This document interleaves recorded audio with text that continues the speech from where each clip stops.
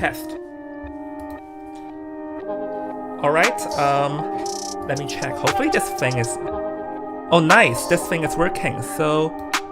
Oh, wait, is it showing the caster screen? Let's see...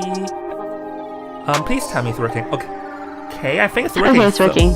Alright, so hello everyone, and welcome to the second day restream of the currently ongoing championship tournament, which has been going for the Vietnamese, and there's a bit delay because like Jong is a busy guy and he has to work, so he has to start a bit late. But anyways, hope you all are enjoying the night here, so please wait a moment. I'll send my stream link to NTT. Just wait.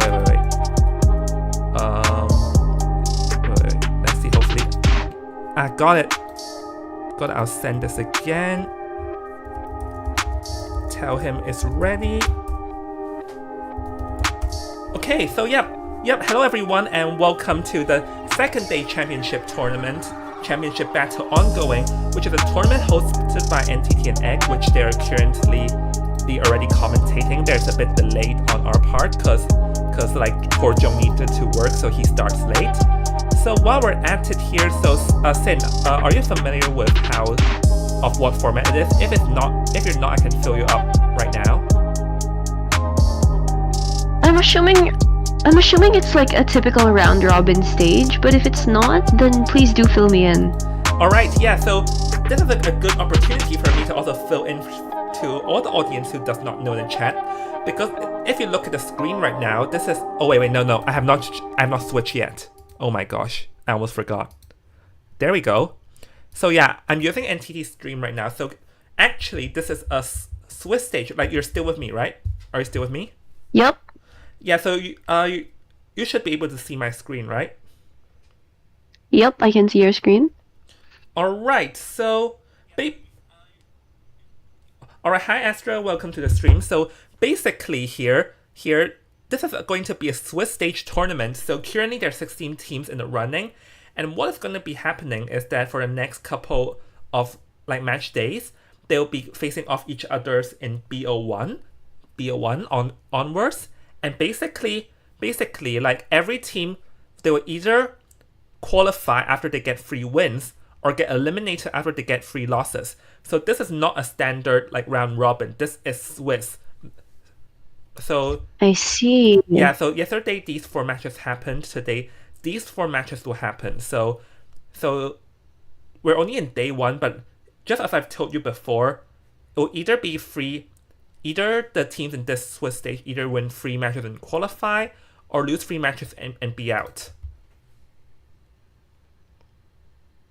So it's based on... So every single team should have the chance to go up against each other based on merit and whether or not they won the previous match or not in order to qualify, so that it's more so based on the team's overall skill. I think you may want to tune up your volume a bit. I think it's a little bit quiet, but while we're at it, I'm going to also fill you on this. Is that... Okay, I'll just bring my mic closer.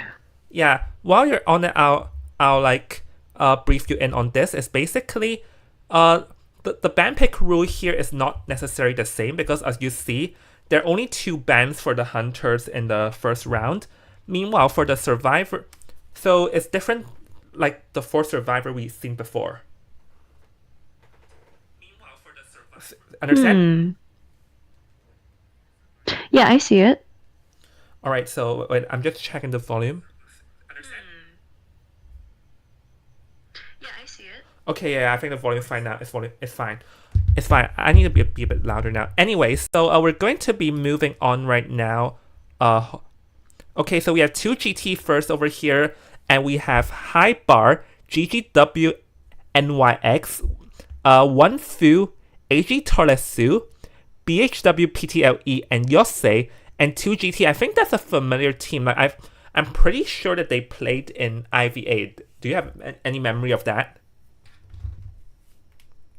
I do have partial memory of that, but I don't quite remember their playstyle. I remember seeing the name. Alright, so moving on, we have Lost Souls. So want to do the honors here? Alright, for Lost Souls, we have the players High Story, Dori, Tekyu no, Iji Tao, Sunflower, Butterfly Evil, and Sherbak. Yep. So these two teams are going to be playing today, and once again, as I've told you before, like everyone in the chat before, this is going to be a Swiss stage, meaning that this is only the first matches for today. So it's just sort of like a match to set things up. So I'll skip ahead here because, or else this will take forever. So yeah, things will be more prepared. So while we're at it, we're actually moving in the first round straight away. As we can see, it's LSS Hunter against 2GT Survivor, and we can see that the mechanic has been banned first, which I guess is a common thing in this meta, seeing that mechanic is good against both the Goldman and the Hula Baloo, which are two very strong hunters in this meta. Plus, considering that the map is ever sleeping, the priestess ban is essentially automatic for this map. The hunter, no matter who the hunter is, they wouldn't want to deal with the portals. The only exception being Breaking Wheel, but still, he's not quite used as much as he used to be. Yeah, Breaking Wheel after the buff, he sort of came back to the meta, but he probably still not a character that is going to be selected first.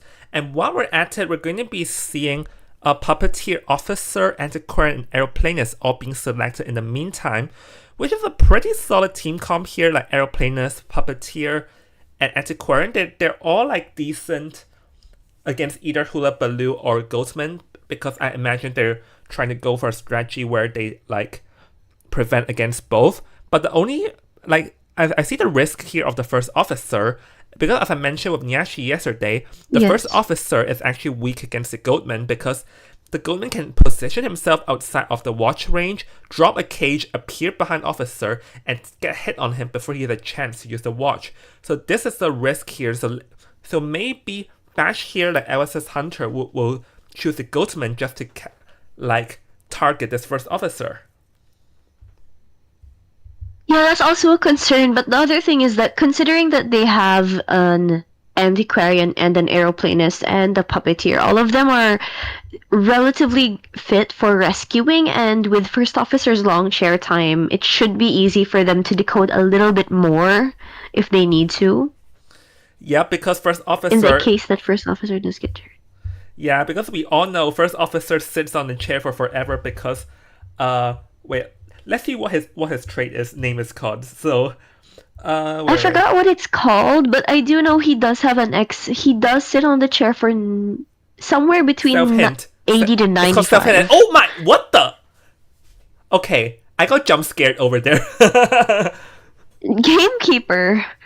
That pick's actually not bad, because with Gamekeeper's hooks, he can stay out of range with the pocket watch. He can catch up to the Aeroplanist really fast, and with Puppeteer, the chip damage is enough to knock him out of puppet form if it stacks up enough.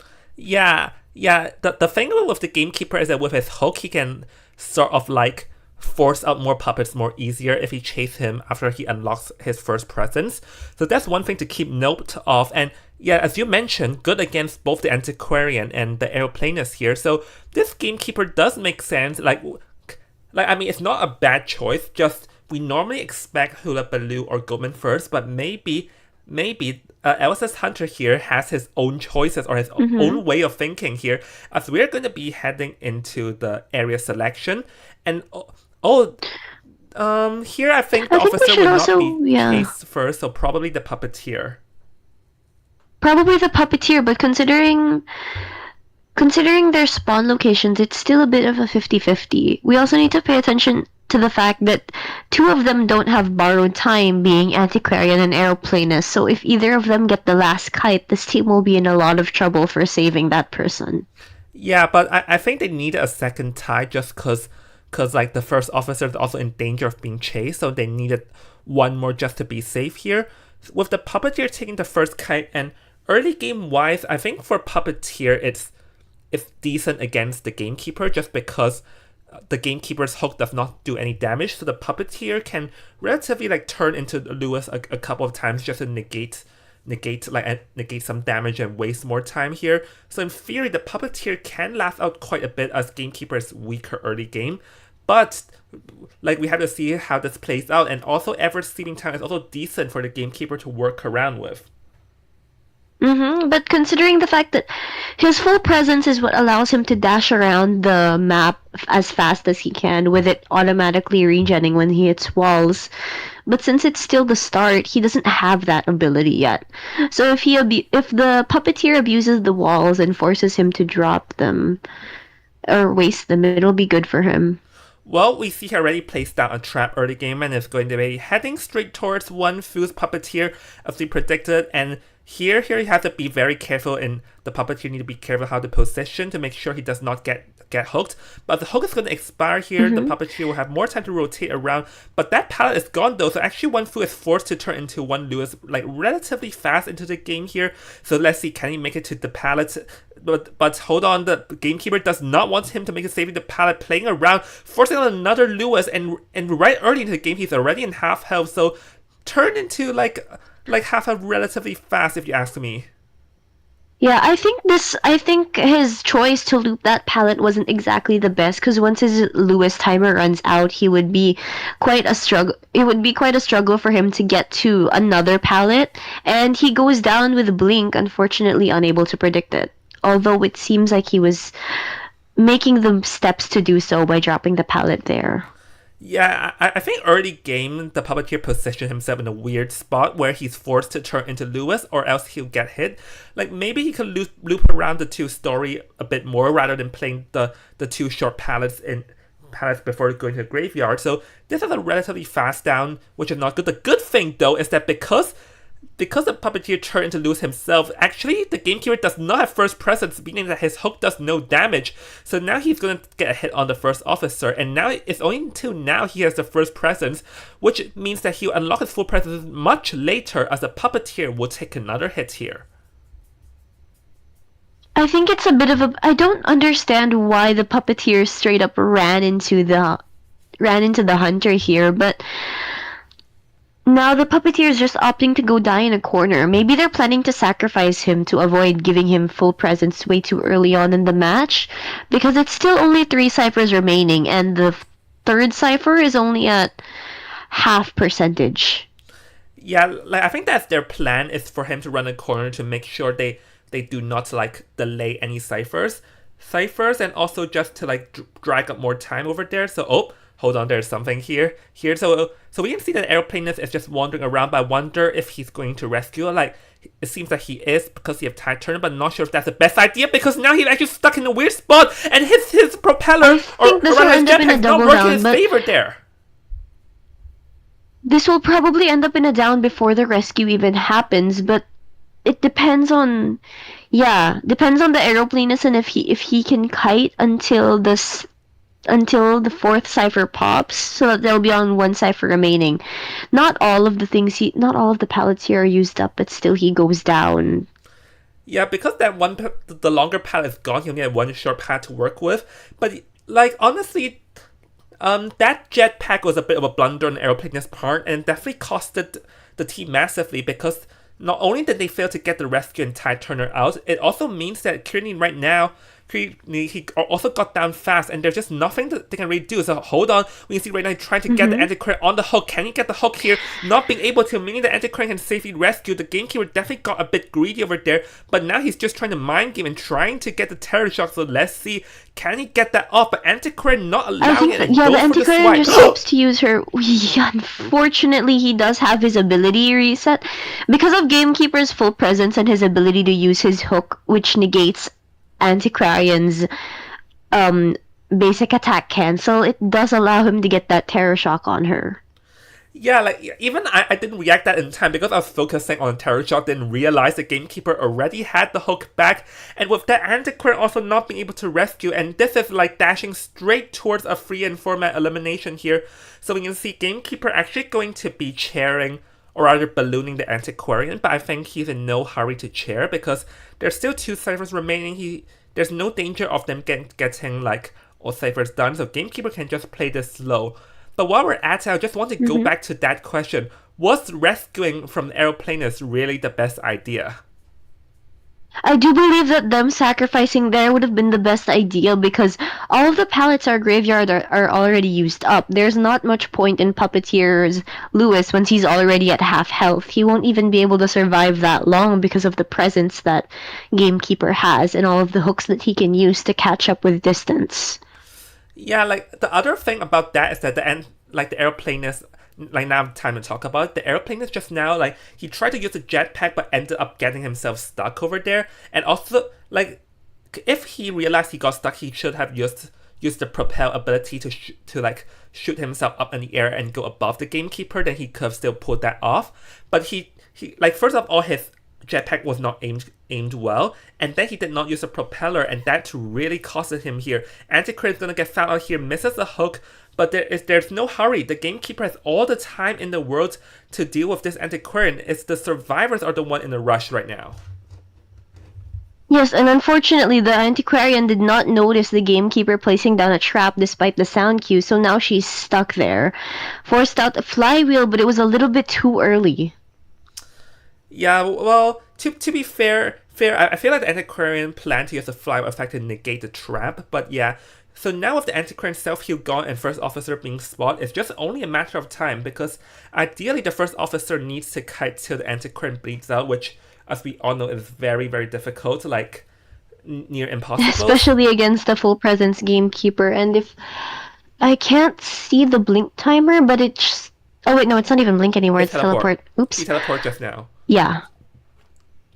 Yeah, so right now Yosei here is choices limited. Right, he takes a fall hit, which... yeah. Well, to be fair, like, there's not much Yosei can really do over here, as he needed to kite for very, very long. But now with both of them down and surrender, and there you have it, Sin. This will be the first for format elimination on Ella's Survivor or Hunter end, and this puts 2GT in a very bad spot, meaning that their Hunter must do the same, or else they are also going to, like, their Hunter must do the same, or else they'll lose the first match. And honestly, like, back to the point I was trying to make, maybe the decision on Aeroplaner's saving is not the best idea, because if they don't save, the Gamekeeper does not have full presence, and that means that his chasing ability will not be that strong, and the survivors can still play for a tie.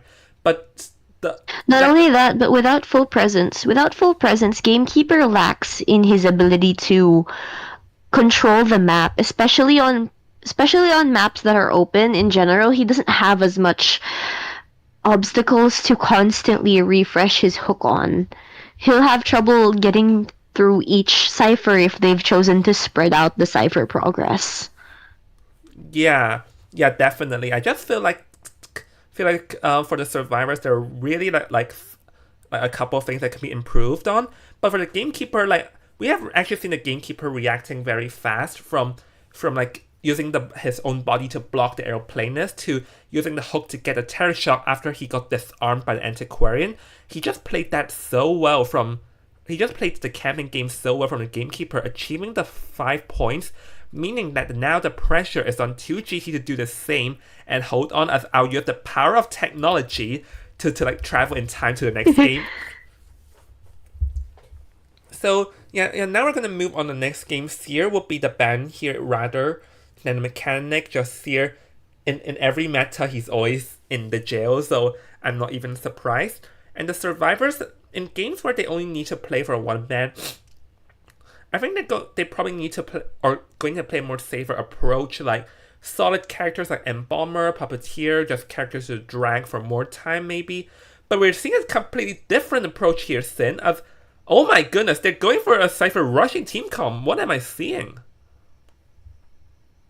This is actually such an interesting comp to see, but this heavily depends on their ability to kite.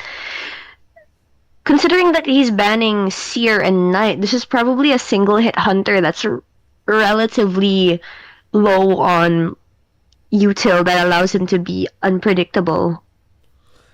Yeah, like I think their plan here is to like just Cypher rush the heck, because both Gomez and Hula Baloo more or less have struggled slightly against Cypher Rush, so I think their plan is to just whatever happens, we're just gonna decode, and decode. And if someone dies too fast, they're gonna be like, I do not know who he is, I'm just gonna sell him, bye-bye, type of thing. Exactly, because here for LS, all they need to do is get at least a tie or something, Oh, one so that one they man, can one man. secure the yeah, at least a one man, so that they can secure the next round, so that they can secure this match easy. So they just need to get the ciphers done as much as possible, or at least get the dungeon open if anything goes wrong. Yeah, so I think that's their plan, but the risk behind like Cypher rushing team comp is that if the first down goes happens too fast, like in record time, there's no way to reverse it because like yes, they have the novelist who can like assist for a bit, but apart from that, the assisting from this team comp is not too strong. The kiting is also not too strong, so they're just like making this like a rush against time or speed against time. Meanwhile, 2GT's Hunter, who must get a 4-man in this game, is going to pull out the Goatman because Goatman is actually like we all know it's in the meta, more preferred after the nerf. Mm-hmm. And also Goldman is strong in Ever Sleeping Town because he can use his cages to block off certain narrow alleys, making the survivors having no room to run. Yes, exactly. And I think the issue with the spawns here is that while obviously Lawyer would be the faster decoder here, targeting their only support, Postman would end up doing much more for him in the late game, especially since it would get rid of the possibility of them having the increased decoding letters sent to the mercenary or to the novelist.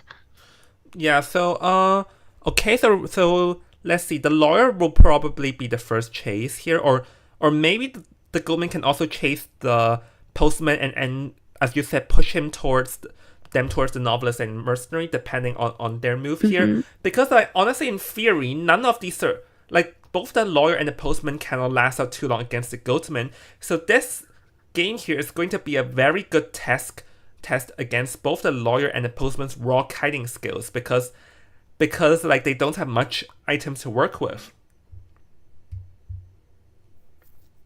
Yes, and I think so that the Goatman can apply pressure on the ciphers, it would be better for him to chase the postman. Because while yes, the lawyer is isolated in corner house and is stuck with his cage. It'd be easy to cage him there. It would allow the mercenary and the novelist to decode freely. Yeah, so that's why we can see that Hibari over here is going to go straight for the center where the postman was to try and like disrupt Mm-hmm. their survivor or the survivors team composition. But hold on, it's trying to potentially to sneak attack on the mercenary, but because yes, I just realized Goldman can also chase mercenary first because Elbow Patch does not do a thing against the Goldman, so that's why this mercenary Tachyon here is in danger, so you have to be very careful and it's going to take a first hit very fast. And here's what I'm talking about. Elbow Patch does not do a thing against the Goldman, and now with another hit, but fortunately misses this cage, giving Tachyon here some more time to kite around. Mm-hmm. Although I do think he needs to start using the elbow pads to gain more distance and move to somewhere else that won't be stuck in a cage. With this kind of cage placement, he's stuck in these hallways, Uh-oh. and at least here he can use the. Oof. Oh, yeah. Ah, Something popped up from my laptop. It's annoying. it's alright.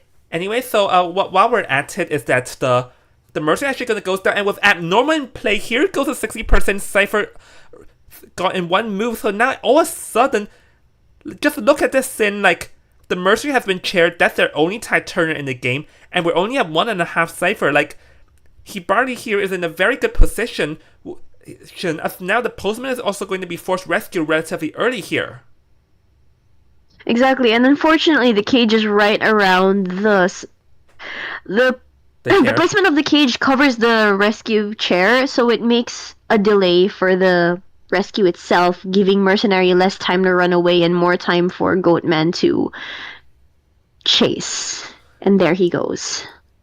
Yeah, because like as we can see just now, the mercenary actually did not have like a lot of positions to elbow pad because that's the weakness of mercenary. Like if you try to elbow pad inside a cage, you're just gonna end up elbow padding back in the hunter's face. So that's why I actually did not realize this before the game starts, but Ghostman actually just chomps through this team comp with the mercenary, and the fact that no one else have Tide Turner is an even bigger hit. So the right now the survivors can really just try to cipher rush as fast as possible because this team comp doesn't have much kiting, so it's really just all speed here. As a postman is going to go into rescue again, another no damage. No. And now it's going to get another no damage rescue, forcing the Goman to hit first. And the mercenary is going to elbow pad away, just looking to drag as much time as possible here.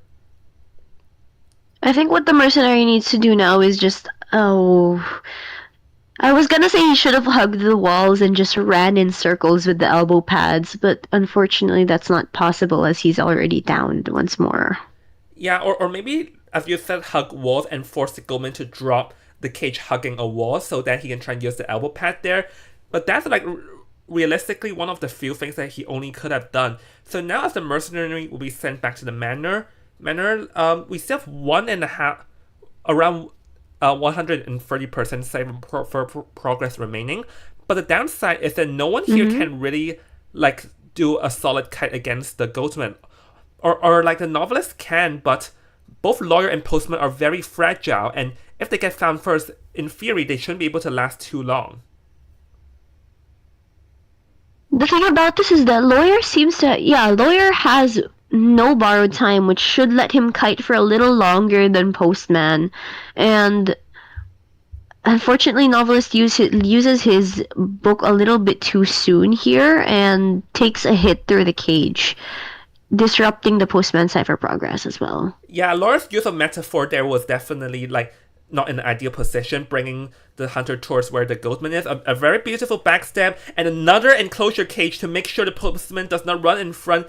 And now the postman's forced to run backwards, but Hibari here has another cage and another backstab here. So let's see, did he manage to enclosure the postman?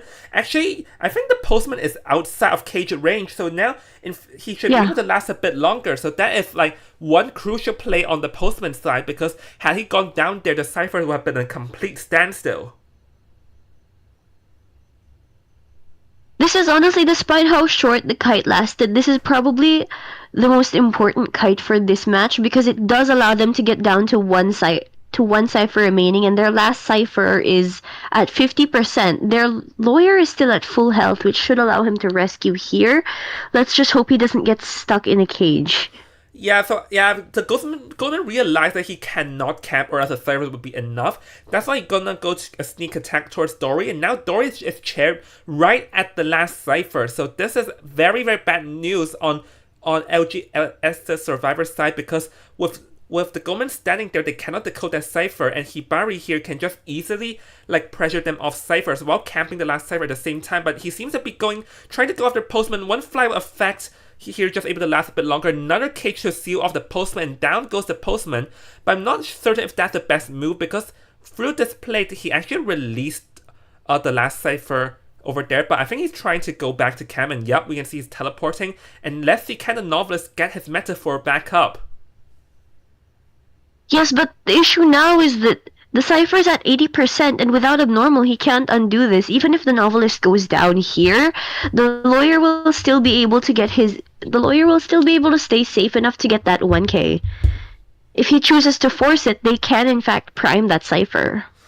Yeah, we may see that he's actually pressuring them towards where the other two survivors are. I feel like it might have been a bit better if he chose the chair right at the last cipher, making sure that no one can pop the 80%. Now he's trying to go after the lawyer, but the lawyer has not been chaired once, and this will allow the postman to pull off the rescues. I'm not sure this is the best play here, because now the lawyer has been rescued, or rather the novelist has been rescued. Exactly. They can go for the cipher.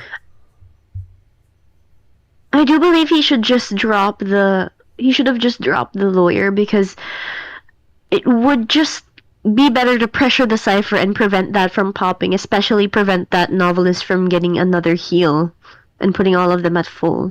Yeah, the issue is that now he's after the postman, but we can see that the lawyer has already touched the last cipher. So I think all the momentum that Hibari got is actually slipping away, because the ciphers will be primed, and hold on, he got a dog on him. I think they can just pop it because they only need a one man, and now Hibari is in limited time here because there's not much he can do, and another missed cage, forcing out another cage and more resentment level there.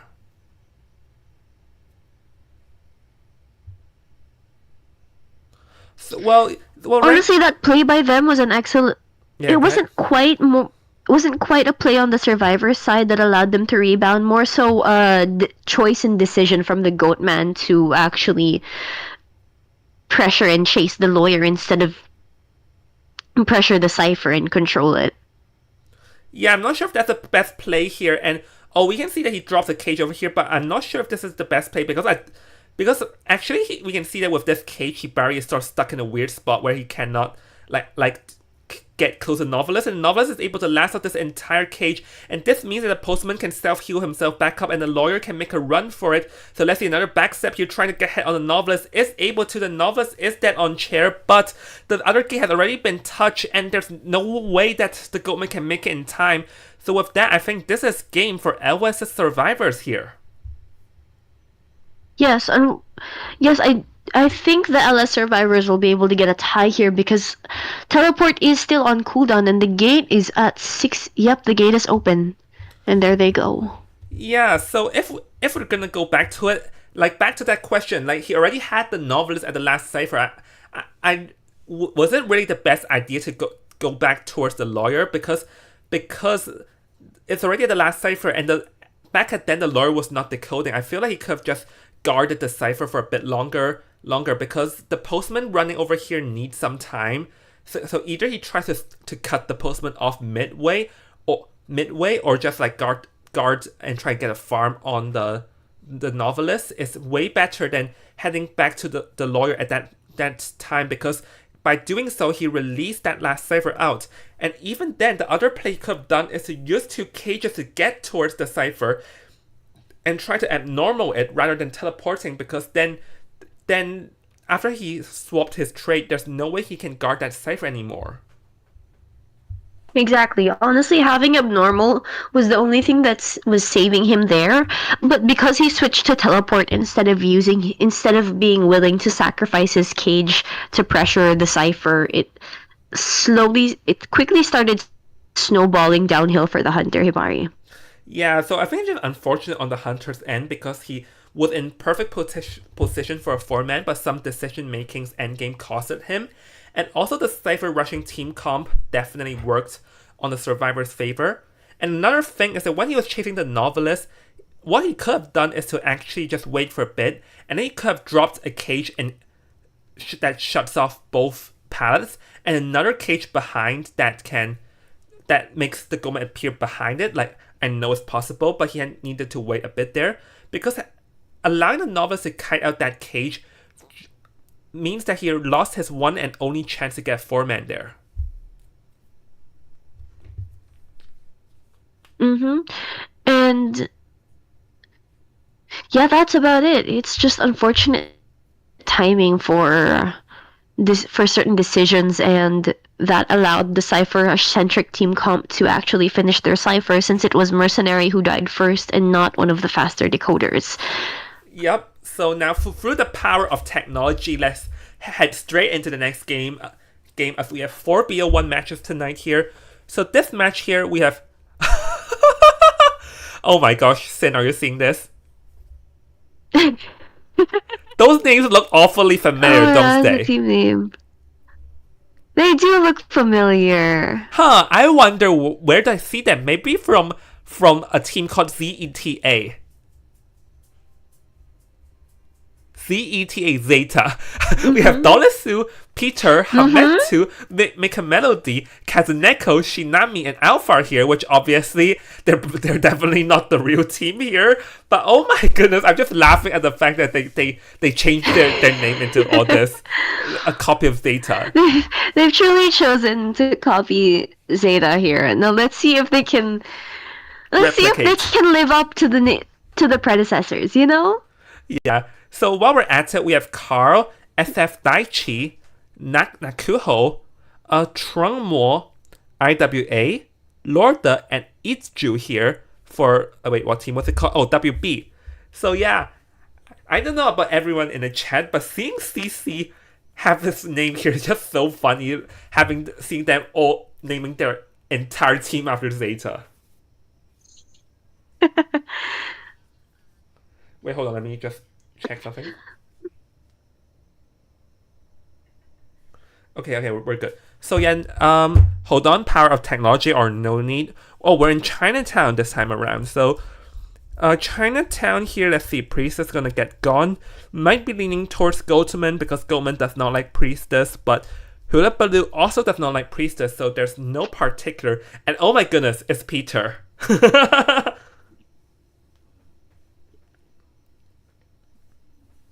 Oh boy.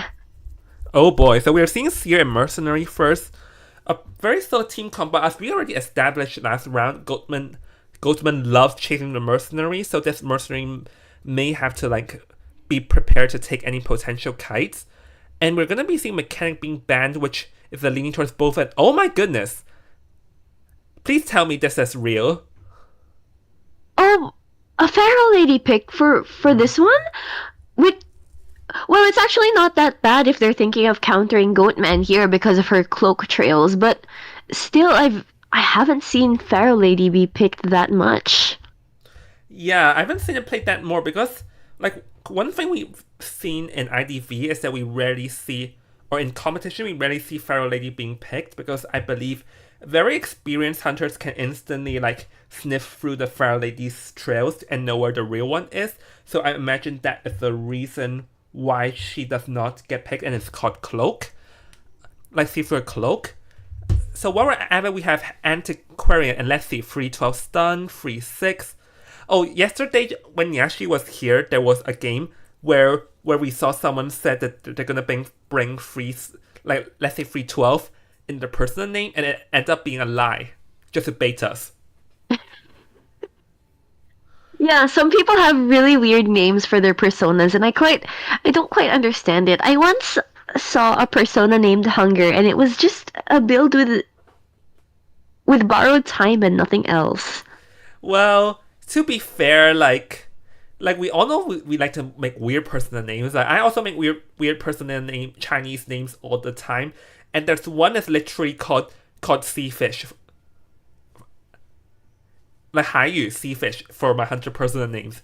So while we're at it, let's see. Like, I'm wondering, are we gonna be seeing Goldman here? Because I actually just realized that after the nerf, the teams here seem to prefer Goldman a bit more. But oh my goodness, now I look like another idiot. Oh my goodness. Oh my goodness. Wait. No? Wait, Yeah, let's see. Is he trying tricking us? Wait. Wait for it. Wait, ah, is he playing games? Now I get Goat it. man. Now I get it. He's playing mind games on the stream. Wanna play mind games with me too?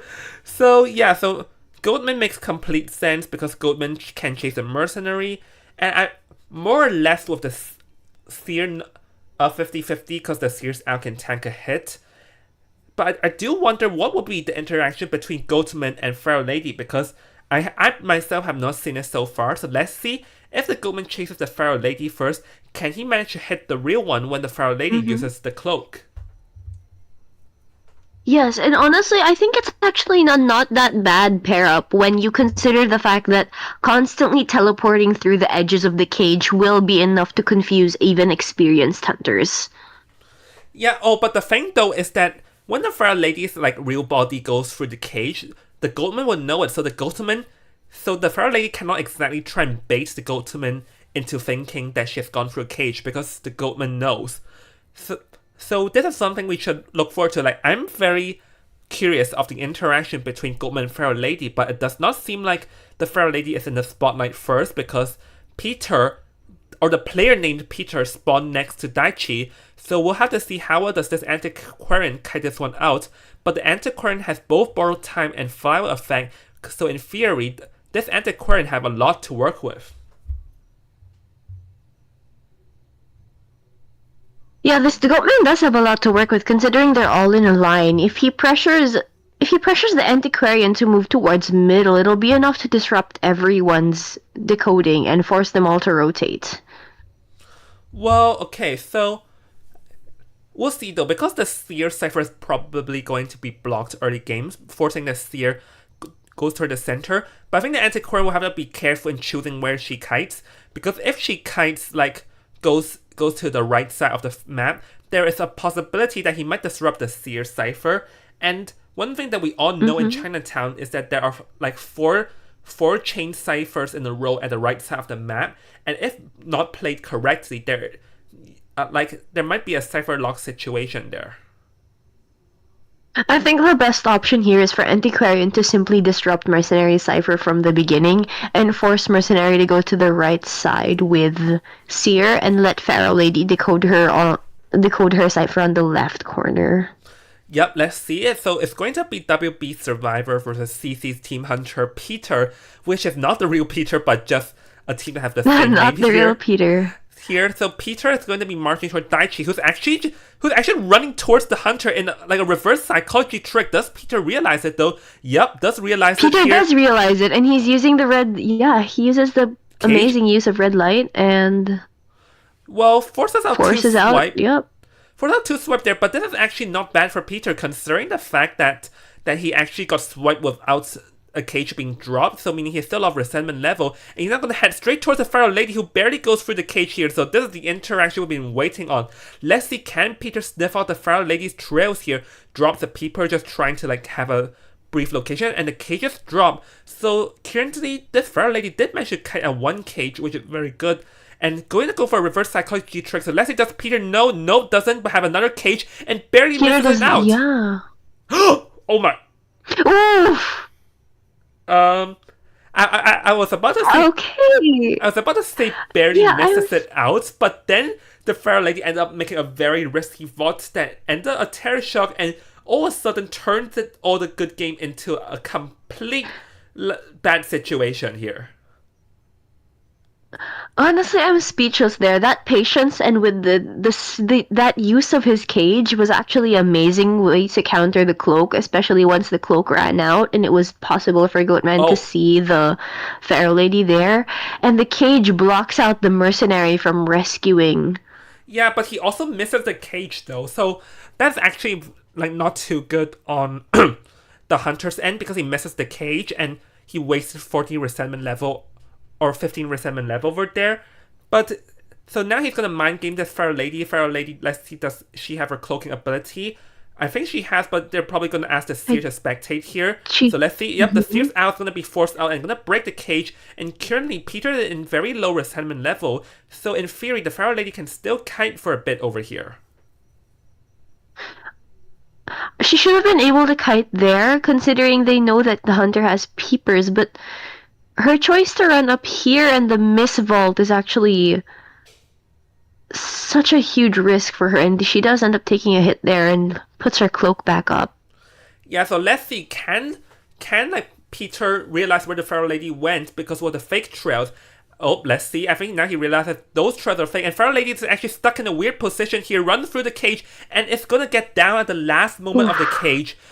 But honestly, like even though the Pharaoh Lady goes down now, the Pharaoh Lady did manage to last for quite a bit of a while with the rebound kite, so that is definitely good news considering if we look at the cipher progress, there's already 3.5 ciphers being done.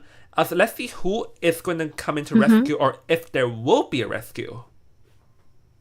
I do believe there will be a rescue because everyone is still at full health, and if Pharaoh Lady can pull off another kite with a body block here, it will go down to like roughly 1.5 ciphers remaining. Oh, let's see. Here, unfortunately not being able to pull off the body block over there, so there's a bit danger. Let's see, he's trying to go after a mercenary. Is he able to get the cage here? Oh my goodness, managed to appear behind the mercenary. Amazing cage. Yeah, like, that was some very, very precise, like, deception, or rather, like, perception over there, accurately appearing behind the mercenary, getting the double down over there, so the survivors are not in a good position right now because they still have, like, near one whole cipher remaining. Mercenary is in danger of getting picked up, and instant chair here. So let's see, does Peter predict where did Carl went? And Carl must hide and hope that Peter does not find him, but nope, still gonna get spotted. I think no, it's pretty blatant it's pretty blatant where Carl has gone, because it's not that easy for survivors without sticker to just run and hide, especially on a area as open as middle of Chinatown. And since the middle cipher is the one that has progress, there's a lot of pressure on Seer as well. Yeah, I think the Seer did not position himself that well, getting a balloon hit over there out of nowhere, like as Yeah, I feel like that's not the best play on the Seer, and the Seer's now stuck in a weird spot because he has no owl, no flower effect, and nowhere to run over here, so Seer end up going down. So Mm-hmm. the survivors are in a very bad position. The Seer taking that balloon hit is very bad, and Peter abnormally is even worse for the survivors. I feel like the survivors definitely were not wary enough of the Goldman's cage, and it's costing them. Honestly, CC Peter also just has an amazing sense of depth perception, and his use of cages, while certain cage placements are risky, he manages to pull them off just perfectly. And after baiting out all of Antiquarian's swings, he chooses to pick up Peter and try to force out a hit, but this is risky because again, looping pallets, so he just chairs. Yeah, well, because the fact that he abnormal one cipher, he now can like chill for a bit, knowing the ciphers will not be enough. Mercenary forces to decode a cipher in the Mm-hmm. hotel, and Antiquarian gonna come and rescue. The Antiquarian still have like one more stick swipe to work with. Let's see, can she make it count over here? And the Seer has to try to make the kite of his life, but it's very hard to cut a max presence Ghostman as down go the Seer once again, and now no one can really safely rescue. Oh, Yeah, watch out, watch even out. with the Oh, swing, and I think unfortunately that is a bit of a waste of a swing. She is a bit too impatient with it, and so now their hopes of rescuing are just completely gone unless they sacrifice Mercenary. yeah, I mean, the mercenary can rescue, but as you said, they have to either sacrifice the mercenary and not rescue at all. So, oh, let's see, trying to get the hit on the merc. Can he though? Oh, I think, yeah. Wait, hold on.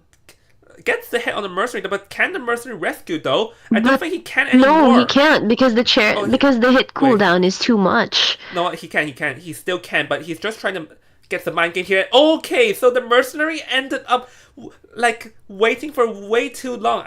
Like the mercenary had chances to rescue earlier because he could have rescued the first time he got close towards a chair, Mm-hmm. but he just like overextended the time, and now this is even worse because the seer has no kite and sent back to the manor, and now the antiquarian is the only one who can run right now.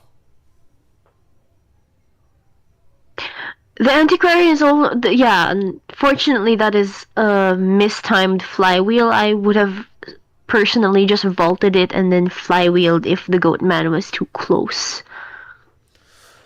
Well, so okay, so Peter, yeah, I think Peter's in no hurry to chair over here because he knows, like he has No, it in his yeah. favor. So he's gonna get the merc first. The survivor's just going to surrender, and there we have it.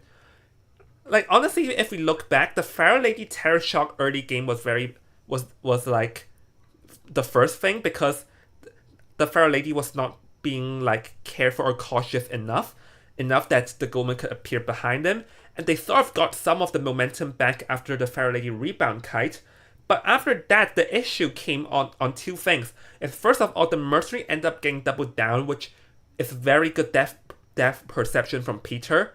And the second thing is the seer getting that balloon hit because after the mercenary like sort of died near where the seer was, the seer is a bit too hasty in trying to get the cipher, and in doing so, he ended up getting trapped and also taking that balloon hit, which is the one thing that you do not want against any hunter, let alone the goatman. And once that balloon hit come into play, I think it's more or less like sealed the deal for the survivors.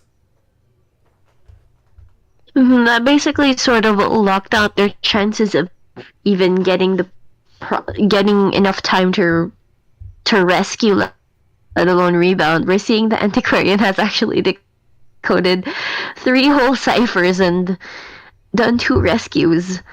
Yeah, Honestly, if it wasn't for that Antiquarian's decoding progress, this match would have ended a lot sooner. yeah, but unfortunately, still not.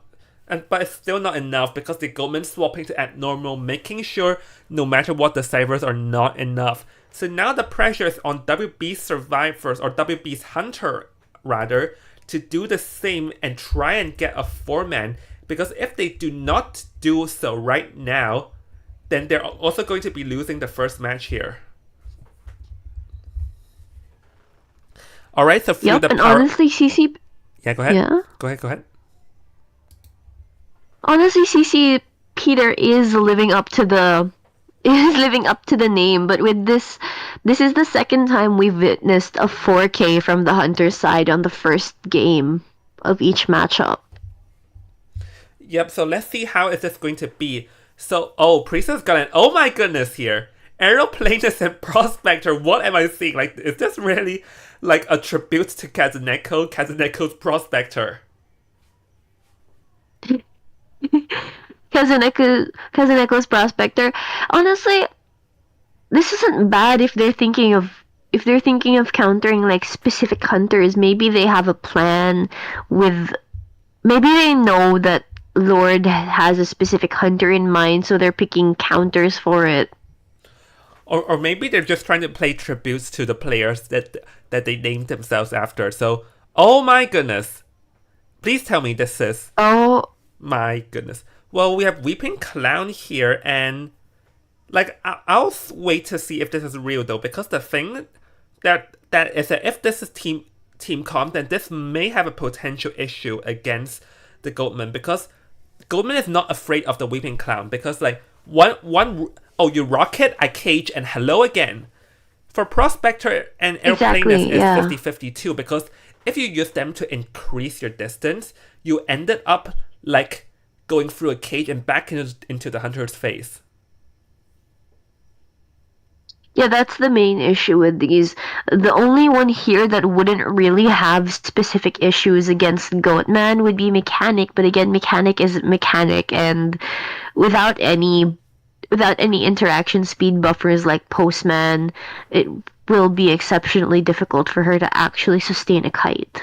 Oh, by the way, I'm loving the fact that we see we see like 3, 12, 6, 12 default, and Weeping Clown is just like living up to Weeping Clown, smiling. Look at the It's just positioning. a smile. Ominous. Very ominous.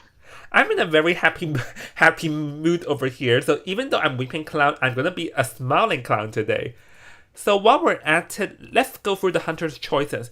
I mean, the hunter can play Goatman here because I would reckon that Goatman can like do decent against the other Oh. 3 survivors, but there's a pause. So through the power of technology, let's move Let's just ahead in time and see. see. Yep. Oh, oh, I think that they are rebanning it again. So, for those of you in chat, if anyone knows what happened, please fill us up. So, There must have been a substitution because I'm seeing. I don't remember seeing Delisu, but maybe that's my memory being faulty. no, I think you're right. You're right. Let me see. No, Dollarstill's here. Dollarstill's here. Okay. So maybe it's just perhaps someone's Wi-Fi died. Yeah. That's probably what happened. So we'll see if they're gonna fill us up in the chat. So Priestess and Officer are gone. So I think we're probably going to be seeing the same thing, because they did the bans before someone's internet went haywire, I assume. So let's see. Is it gonna be the same thing? Oh, never mind. There is a knight here, so probably they did a soft reset or whatever. So Weeping Clown is still smiling. He's still smiling. He's all smiles and. I'm just loving the fact that we're about to head into the match and Weeping Clown is smiling. So yeah, back to what I was about to say is that Ghostman in theory can work because Aeroplanist can be chased. The Weeping Clown can be chased, but Knight might have a bit of issue here. So we'll see if what the Lord they have, or maybe Lord they can end up surprising everyone with a smiley face here, because I know for a fact that after smiley face got buffed, it is harder for him to crash, and he's actually viable in the meta now. Yeah, and it's honestly not that long ago that we saw another smiley face actually be used in Koa. So actually no, that looks like Lorde is going for an Ivy. Well, the Shadow is actually very good against Weeping Clown, because he can she can scare him off his rockets, and also the mechanic mechanic in tradition cannot last too long over there. But So I mean, it's not the worst thing in the world, but the aeroplanist might give the weeping, or rather the shadow, a harder time because the aeroplanist can use the jetpacks to just like shoot himself out of the Ostracon range. So this might give Ivy a bit harder time to try and hit the 100 corruption level. Yeah, this will be a bit of an issue when chasing the aeroplanist. But the thing is, with all of the other weak links in this team comp, she doesn't have a need to chase the aeroplanist at all. Not until rather late in the game. Yeah, because the mechanic will probably be the first chase. So the mechanic Kazuneko here will definitely have to like make a run for it, and we'll see how well does he hide, or do they hide their doors, because the thing is that they'll have to ideally hide their doors well. Like if their doors end up like getting found too fast, then it will be bad for the whole team. But as long as they manage to hide their door, as long as the mechanic does not go down in record time, the cipher decoding speed would be decent enough. Even if the mechanic goes down rather quickly, as long as her bot is hidden properly, she will still be able to actually decode that cipher and then just run further away from everyone on her second chair. Yeah, so all right. Let's see the personal picks over here. Oh, they actually have 3 tide turners in this game. So I think here that they're just gonna make sure that whoever goes to rescue will always have tide so that they can drag the time long enough. Because we've actually seen in Koa that it's a common tactic among teams where they have like multiple tide turners just to drag for more time. So we'll be heading into CC's team Survivor against WB team's Hunter. And as a reminder, ladies and gentlemen, WB's Hunter must get format elimination here, or else the team is going to lose this first game. Yeah, again, it's such a high pressure situation for the second round hunters. It's just so it's so interesting to me how each time we've seen the first round hunters just completely sweep the floor with the survivors. Yep. Oh, okay. So we can see that the Shadow released Yidra over here, marching straight towards the center to disrupt more ciphers, as her main body is just going to be wandering around, trying to catch either the mechanic's main body or the bot, but so far not being able to find any there. Early game, the mechanic will be running as far away from the bot, and we can see that Lorde here not being able to find both the mechanic and the bot, so this is not too good of a start for her so far. Yeah, unfortunately, if you notice though, the Ivy actually walked straight past the bot while switching between her shadow and Yeah. walking towards mech.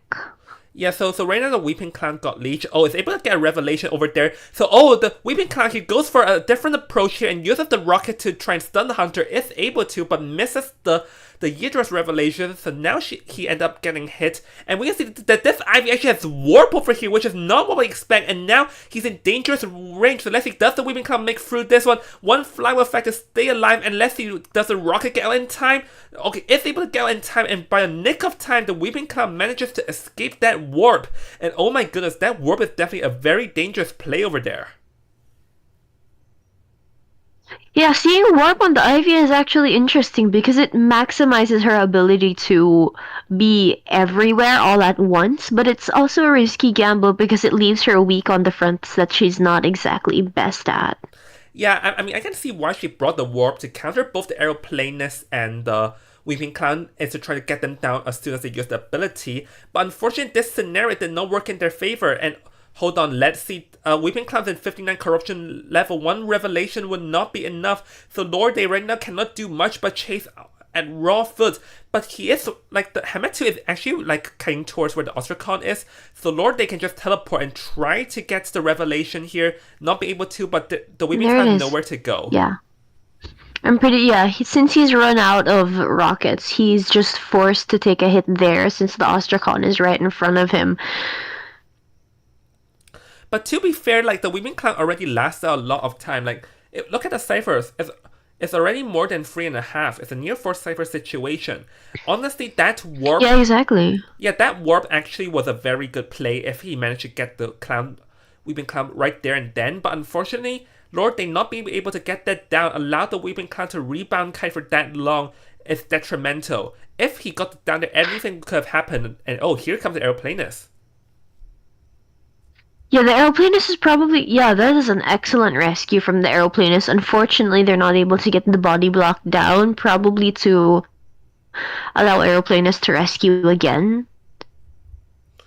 Yeah, but right now, like with the weeping clown chair, I think Lord Day right now will have to try and drag the cipher through a bit. Like what Lord Day can do is that first of all, the moment he goes to chair, he uses a Yidra to leech someone and teleport, and then drop the leech Yidra back on the chair, then teleport there, and then just like allow someone to rescue and wait for 40 seconds to get the 40 corruption level TP back on and teleport to get the clown down. Like that's his only realistic play. Because right now we see that he's just standing by with the Yidra, but by doing so the ciphers are guaranteed to be enough. Yeah, right now, I think he was just waiting around for the cooldown of his Ostrakon to go, but the fact that he's not teleporting to the last cipher, this will mean that the cipher will be primed by the time Hometsu gets rescued. Yeah, so oh, let's see. Is able to get the first hit, but oh, hold on, this pop is actually a bit Oh! weird timing. But Lord, they did not go for the hit there. But I was thinking of, oh my goodness, that was a very weird timing of the pop, and the Weeping Clown is gonna go down through the help of Warp. So yes, Weeping Clown would get eliminated, but just look at the gates. Both gates are in very high progress already. There's no way Lord is gonna get this 4-man. Yeah, one gate is already out. This is at least going to be a tie here. Even if Lordia manages to get lucky and get another person out, it is not going to be enough for their team to continue. Yeah, so with that, this yeah, like Kazaneka already make the exit, and both Dolisu and Shinami will be making their exit. So with that, this is going to be a 8-1, and congratulations to Team CC.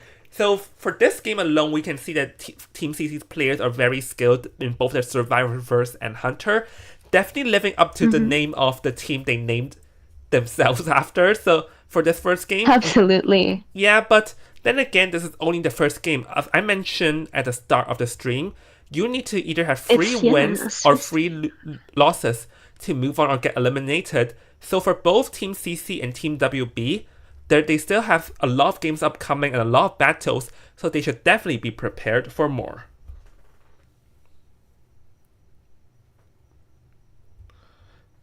So, yep, so with that being said, congratulations to Team CC, and now, through the power of technology, let's move on to the next game.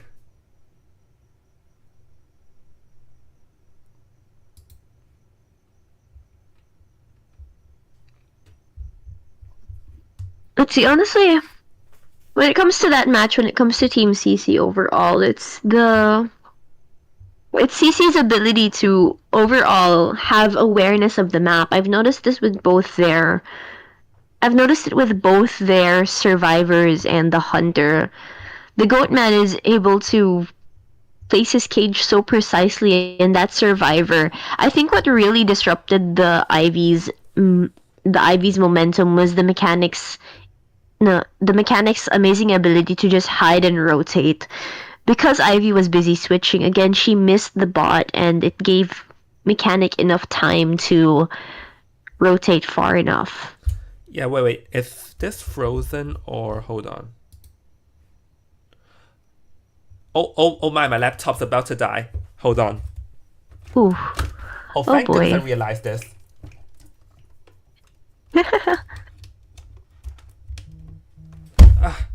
Let's see, is it charging? Let's see. Okay, nice, it's working. Yeah, there it is. All right, while For we're team, yeah. while we're at it, let's go towards introduction of Team HLT. Hunter Light Tap. We have God J, Glucose, Frost One, Mystery, and Lady Ja. God J. Who does not know him in Southeast Asia? I wonder. I still think of that clip of Gladjay that has gone viral of him crashing out over the game during Koa.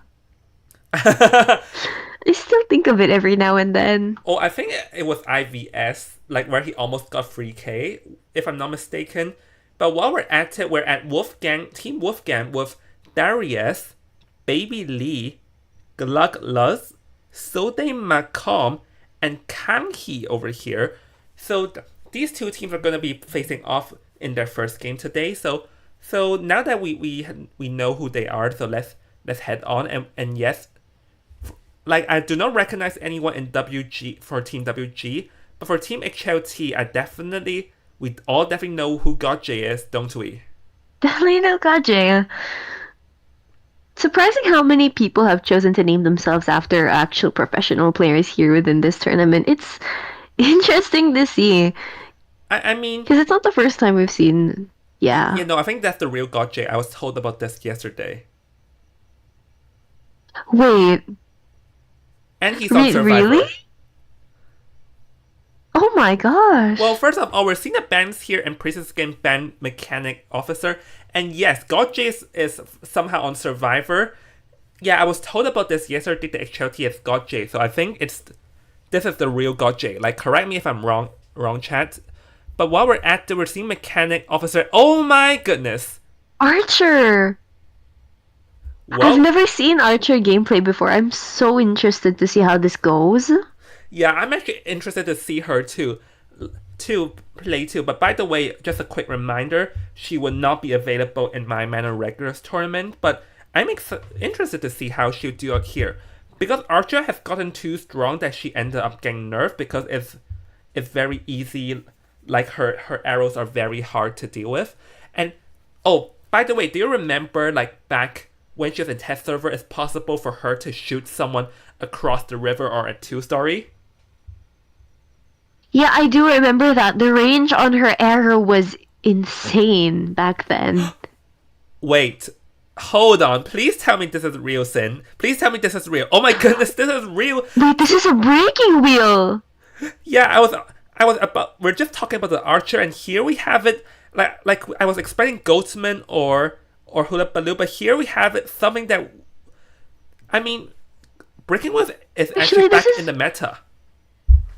Yeah, it's not that bad of a pick, especially considering it would counter some of Archer's arrows if they're not timed correctly. It would also make it more difficult for the magician to use his wands properly as well as the pocket watches. The timing on the well, not quite the pocket watches. It would still make it difficult for the breaking wheel to properly target him, but Well, we'll see. Well, right now we can see Mechanic spawn in the graveyard because they know that Mechanic is very, very fragile against a breaking wheel, so they had her there. So they Macomb is going to counter by selecting at the left side on the map, meaning that the graveyard cipher is going to get blocked, so forcing God J back back a bit towards the center of the map. That is probably going to be Sode Macomb's plan here. So we'll have to see who he wants to chase first. In theory, he can chase both the Mechanic and the Archer. The Magician is possible, but the Magician, like even if he has 2 spikes, he can use his wands like after the Breaking Wheel turns back into human form. So the Magician might not be the best chase over here. yeah, especially considering the Archer is in a significantly worse spawn location than Magician, so it would just be better to go after the Archer and then see if he can catch on to either the bot or the Mechanic's main body after downing her. Yep, so I'm excited for a good Breaking Wheel match, and if Nyashi was here, Nyashi will also be very excited to see Breaking Wheel in Ever Sleeping Town after what happened to him in a tournament. So, anyway, like you know what I'm talking about, right?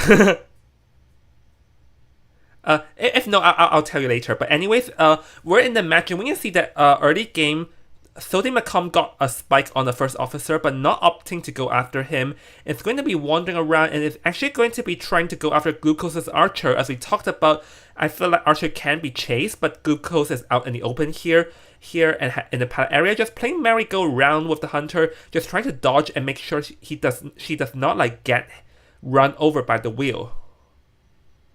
Yeah, and Oh, honestly, the archer is doing a pretty good job dodging the spikes, but she does get stuck in a pallet here, and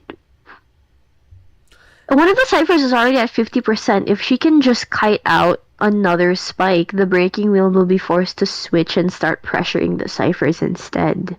yeah, let's see. Can he get it? Oh, uses the flywheel effect trying to predict the wheel, but misses it. But we can see that Sodium McComb is struggling massively to get a second spike. Is finally gonna get a second spike on, but there is an arrow shoot. Oh, misses the There second is an arrow arrow, though. yes. So That tram is oof, hold on, let's see. just barely Uh the yeah, oh. just barely the archer misses the timing on getting breaking wheel to get run over by the tram, but she does die in a corner instead. And actually, I don't think she did technically not miss her flywheel. It was actually successful. She tried to use it to dodge the spike, but she did get a second spike anyways Yeah, but she did from a last like different quite a interaction. couple of time before. She did last quite a couple of time before she got two spikes, and that's insufficient currently because it was around 2.5 ciphers. So currently, like we think breaking wheel actually missed like the spike onto the first officer, so it's gonna be forced to get the normal hit here. As the rescue gonna pull off, he's probably gonna switch back to human form, or actually gonna be walking on human form trying to get the hit on the archer, but he's actually very high Yeah, in laceration here. Since he has blink now, I think it's better. I think he's Blink. opting to waste out the laceration, but again, laceration gets popped and then gives Archer more distance. Wait, but actually he could have just blinked over there. Like he actually had an opportunity to blink because now he's wasting quite some time here. Is able to get the blink down, but I felt like this blink down could have happened like maybe around 5 to 10 seconds earlier than it actually did. So because if we look at the cyber It could. progress now, they're two very high in progress and one at 60%. The survivors are in complete position to try and play for a free man.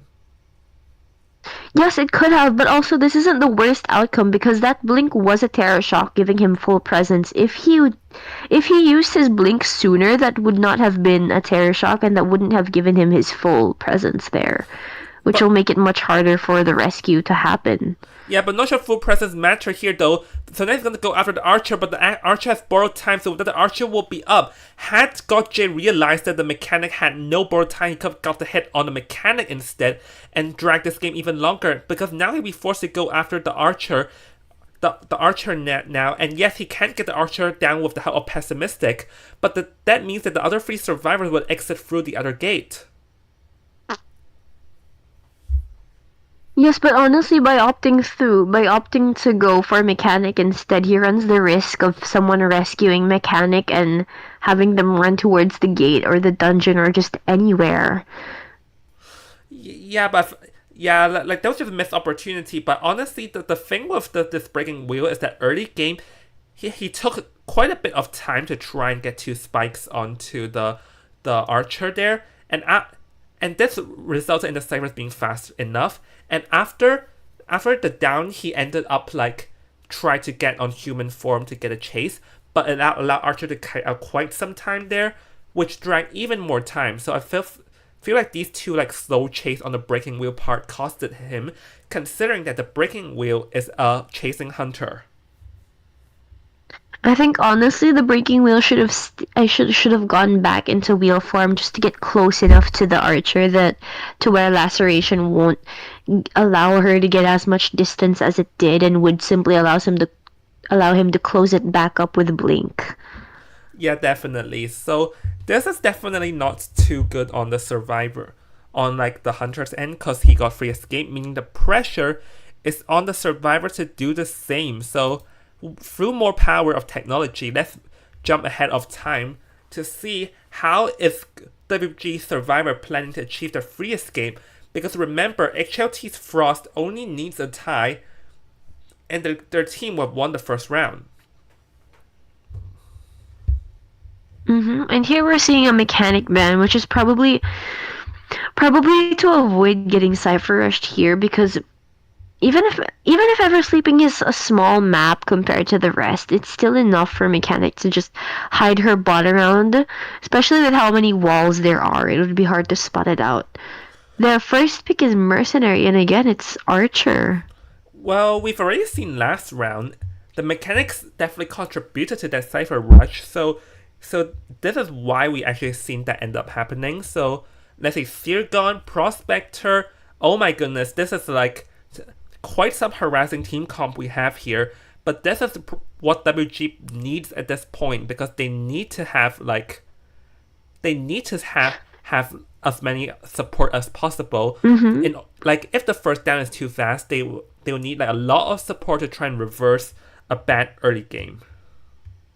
Yes, they need to try and keep everyone alive as long as possible while the others decode, and that's only possible with harassers. Here they're choosing to go for a psychologist, and I think this will allow them to extend their harasses for longer with the remote healing, and will allow them to actually get the back-to-back rescues possible if the rebound doesn't last for long enough. Yeah, so okay, we have a few psychologists here though. So first of all, I'm thinking on the Hunter pick. Knowing that he needs a tie, he can play Hula Baloo or Goatman. They're both like very strong tie hunters, because like these hunters in this meta is like 3 to 4k when they got pulled out. So of course it would be they can get a tie with it. Or if Frost One has more comfort picks, he can also go with it. And I think the way WG Survivor need to get free escape, they definitely have to put all their supports to the max here.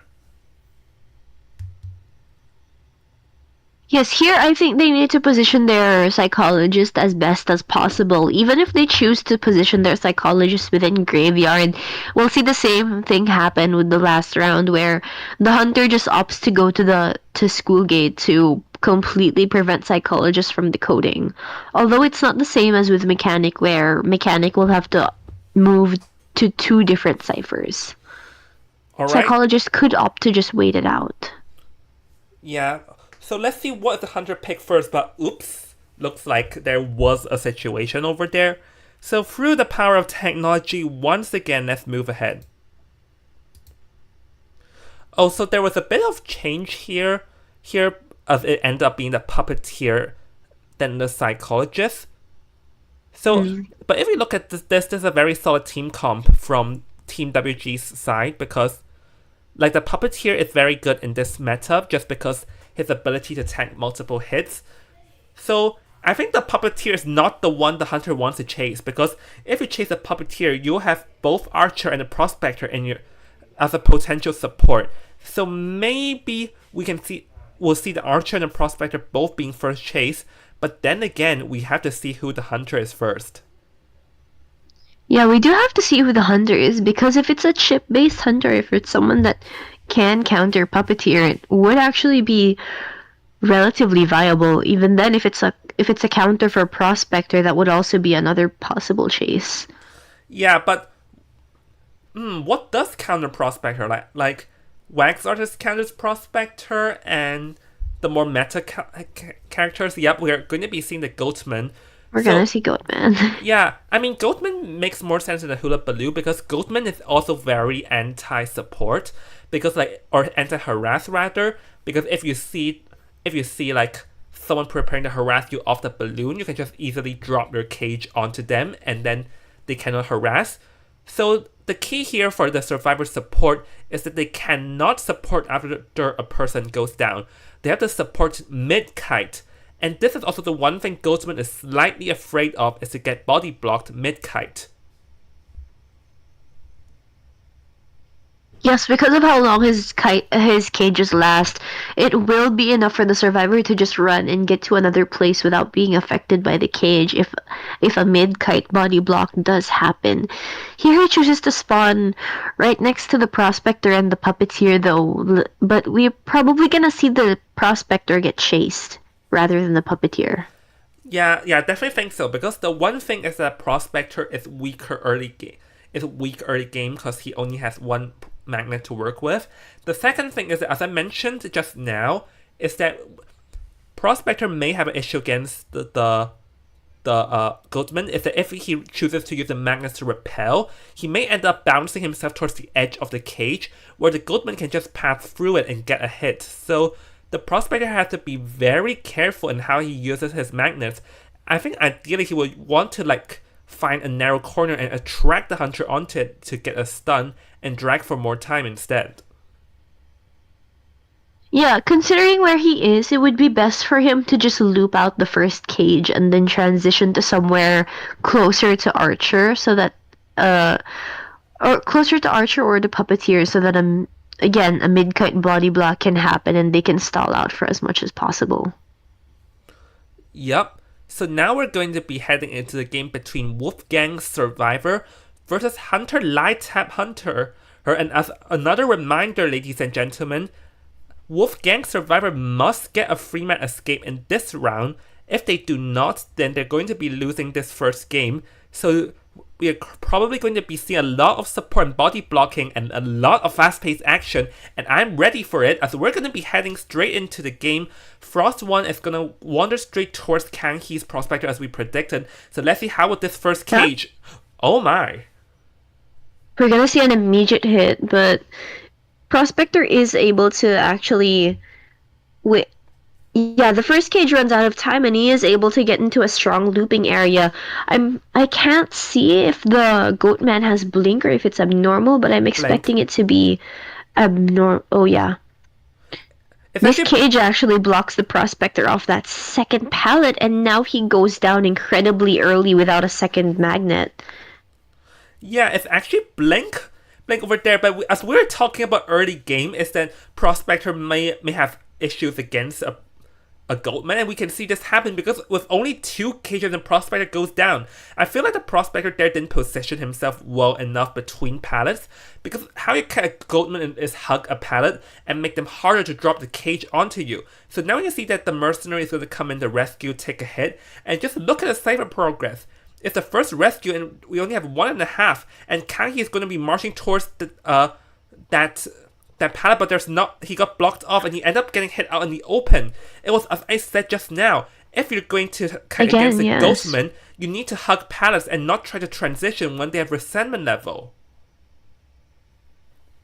Exactly, you need to wait out the cage, or you need to make sure that the Goatman doesn't have enough resentment to actually try to block your transition out, otherwise you'll get caught in a dead zone.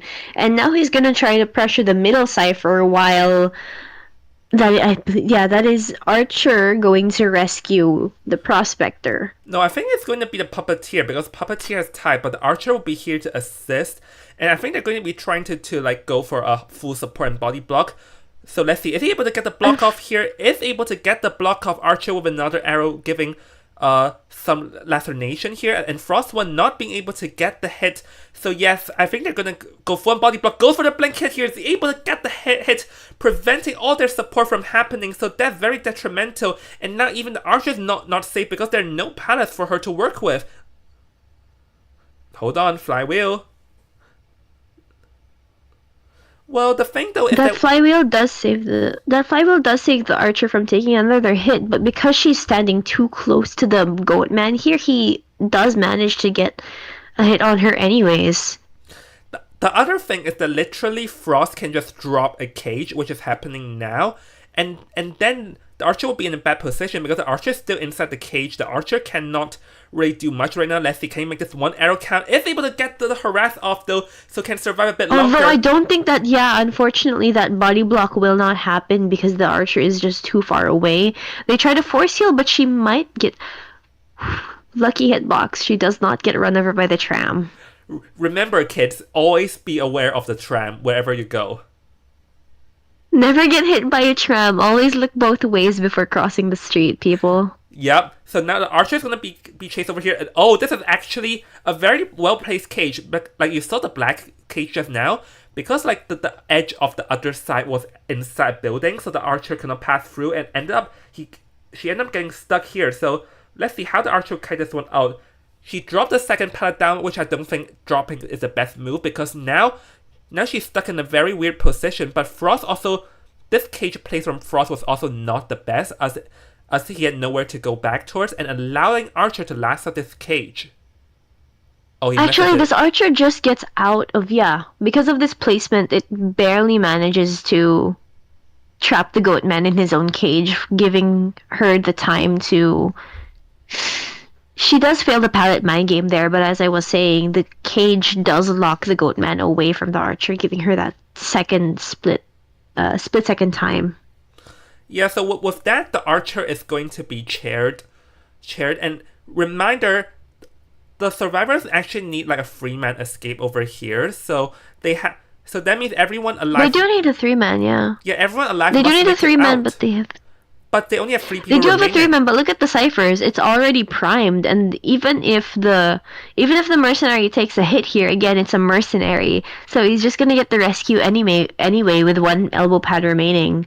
The thing is that even if the mercenary pulls off the rescue, how are they going to get every man out? The archer only has 1 crossbow hit remaining, and gonna force heal over here, force 100 attack recovery. But the Goldman is in no hurry. The Goldman goes for a hit there. I was about to say the Goldman could have waited for more like of his resentment level, but I guess he's just gonna go for it. But the archer is dashing straight towards where the dungeon is. Can he kite this one out? 100 Laceration is gonna be into play, but the archer has nowhere to go, and down goes the archer. And the archer's not dead on chair just yet. But how are they gonna pull off this rescue? No one can pull it off because there are no tide turners in play anymore. Plus, the Goatman does have detention, so the mercenary can't even pull that move off anyways. Go for the blink hit puppeteer. Not being able to turn into Lewis in the time, so that's adding salt into the injury, because now the archer can be successfully chaired, and the mercenary cannot rescue because the mercenary will go down in 1 hit, even if the Goatman does not use the cage. Puppeteer needs some time to like get himself back up, so this is pretty much game here. And this is a 4K here, yeah. At best, what that archer could have done is successfully used her flywheel, whether or not it was early, just to get closer to the center of the cage rather than the edges of it after going through the first one. Because that laceration actually does give her enough time to move around the cage and find somewhere else, or even break the cage and leave. Yeah. So with that, this is going to be congratulations. This is going to be game over here. So Okay. I think I have like a congratulations to Team HLT. Like I forgot who the teams were for a split moment. So congratulations to Team HLT for managing the win. And the Goldman definitely, I feel like his cages were very good in this game. We've seen him actually just now use 3 cages to get the mercenary down. His cages just early game, a lot of them were very well placed. And with the prospector going down record time, it's just too much for the survivors to try and come back from. Yeah, again, even with a team that's centered on drawing out as much time as possible, they just lost one of their supports way too fast. That was one of the problems that we were already speculating once we saw the lineup, which is, again, them losing their supports too fast. But it's impressive to see how much Goatman can pressure out survivors and get consistent 4Ks, especially since this is the first round. There are no hunter bans yet. Yeah, so with that, congratulations goes to Team HLT once again for achieving the win. I had to set the screen, haha, there was a delay. Oh, it's fine, NTT, and hello NTT, welcome to the stream. Hello, NTT. Yeah, NTT is just here to check up on us, and yeah, NTT. I'm going to be setting this up live with y'all tomorrow, and I'll probably have set my own camera, but I probably won't have Sin or Nyashi's yet because I don't think they want to have it just yet. So yeah. All right, so we have Gao and TSF here, so let's speed up towards the team introductions. For Gao, we're seeing their team logo be a sack of rice, which honestly, I respect them for that. Rice is amazing. All right. For members, we have G Plem. Well, if you respect that, then you can do the honors to introduce them. Yeah, we have G Plem, G Som, G Nang, G ZKIV, G Hoyi, G Mikukana, and G Taylor Swift. I do wonder where we've heard Shom and Taylor Swift from before. I do wonder. So we're going to be seeing, we basically had the entire entire Zeta, like a team named after Zeta, and then we have Sina Wumong.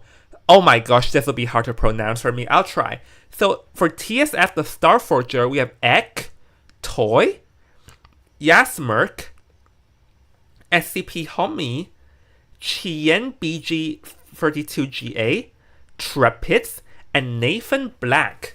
So this is going to be TSF, and these two teams are going to be the last two teams that we have not seen so far. We so far have seen 7 matches of BO1 being 14 teams, and these two teams are the only teams remaining that have yet to make a grand appearance. So let's see who will be the final team that wins the first round, and who will be the final team that drops down to the 0-1 bracket. Mm-hmm. So For here, yeah, go ahead. I'm excited to see if we're gonna see another Goat Man. There's a high chance that we will, but we have to see if finally this team can think up a proper counter to the Goat Man. Because we haven't seen anyone get a tie on the first round yet. Yep. So with that being said, let's go ahead and into the first game straight away. Oh, NTT, there's some update for tomorrow. Yeah. I'll check it after the stream. So with that mechanic, it's Arms Factory. We have actually not seen Arms Factory being played quite a while, because Arms is not the best map for Goatman to be played with. So we see Mechanic being banned and Seer Airplane is being selected first, which does make sense because, as I said, this map is not the best map for Goatman, meaning that Hula Baloo is likely more preferred, and Aeroplanist is a very good counter against the Hula Baloo. Yep, and we're seeing, this is basically just a counter team for Hullabaloo. Because they're not really scared of Goatman here, with the map itself being to their favor. So instead, they're just gonna counter him with the first officer, the psychologist, and the aeroplanist. The Seer can counter the Hullabaloo, but it's much harder to time the owl. Yeah. I mean, it's harder, but we actually have seen that happen a lot during Koa. And we also see both the psychologist and the first officer, so this is a very tanky team comp. Like, if you ask me, this team comp is like a team comp, a punching bag where you have to punch them a couple of times before they go down. So they're definitely fully prepared against either Goatman or Hula Baloo, because like for Goatman Hula Baloo, you normally need more tankier survivors to tank more hits before you can get them down for good. Yeah, exactly. And even if the hunter does choose to go for their weaker links like psychologist, she would still have to take that extra hit. And even if she goes down too early, she will have that empathize that will allow her to actually stay alive even if she gets rescued with no tide, which is another thing that's good with psychologist, is she counters instant downs by having amazing rebounds. Oh yeah, with her empathy level, right? But oh my goodness, so we're going to be seeing the shadow here. And honestly, Sin, if we look at this, I think on paper, I can say this, that the shadow on paper will have a hard time against this team comp. Every single survivor here, in one way or another, can deal with the shadow. Psychologist can tank free hits, Seer can tank free hits, Aeroplanist can use his jetpack to like launch himself out of the Ostracon levels and to just transitional kite. First officer can use his Poseidon watch to kick the Idra off him, so anyone here can kite this one out. Yeah, and with them being so spread out here, Idra is forced to pick one or two people and take a gamble whether or not to see if the weaker characters got other spawns. The Hydra is probably gonna go after the psychologist here because it will be easier to use the scare or the revelation because of the tight walls. It'll be much harder to navigate without actually looking. Alright, but before we head into the game, I'll just say this, Sin. I'm loving this spawn selection from the survivors. Yeah, this spawn selection is actually such a perfect counter for Ivy because all of the distance, even with her Ostracons, she's not able to control more than 2 ciphers at the same time. Yeah, the survivors are going to be like, I don't know who you are. who you are, get out of my face type of thing. Exactly. Since they're so tanky, they really can afford to just do this and hope that whoever gets chased doesn't get downed too fast. Yep, definitely. So we're going to be having TSF Survivor versus Hunter, Gao's Hunter, which is a sack of rice. So, I'm actually just realizing with this logo, this dragon is staring at the sack of rice. The dragon wants the sack of rice. The dragon's hungry. Yep. Reminds me of that one. It reminds me of that one myth of the dragon that just blesses fields of rice. Let's see would this be the case here. So early game Yidra is the Shadow send Yidra towards the factory, just wanting to disrupt some ciphers. Nathan Black Psychologist is gonna run for it, so there will be a bit of clash early game though. So because the Seer cipher is gonna get disrupted for a bit over here, but I think the plan is to have whoever gets chased at the factory here. So let's see how can this psychologist last this one out.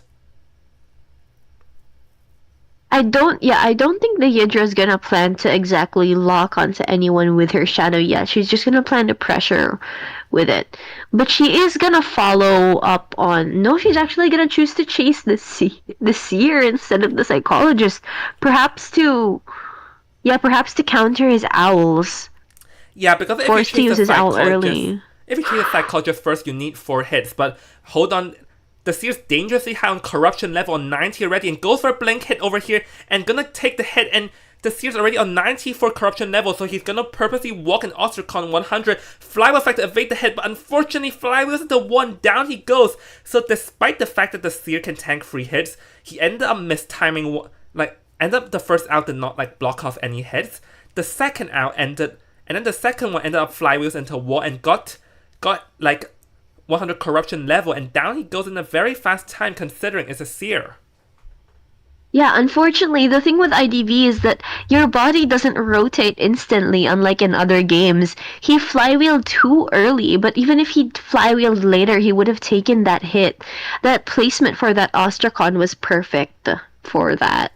Oh, but the good news for the survivors though is that Ivy ended up hitting the chair, allowing Trapeze to pull off the no damage rescue. He's now completely gonna focus on Homie and is able to get the hit and unlock the full presence.